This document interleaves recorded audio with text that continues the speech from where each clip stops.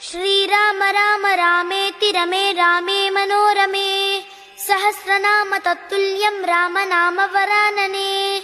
रामनाम वरानन ओं नम इति ब्रह्मोवाच नमोऽस्त्वनन्ताय सहस्रमूर्तये सहस्रपादाक्षि शिरोरुबाहवे सहस्रनाम्ने पुरुषाय शाश्वते सहस्रकोटियुगधारिणे नमः सहस्रकोटियुगधारिणे ओं नम इति संजय उवाच यत्र योगेश्वरः कृष्णो यत्र पार्थो धनुर्धरः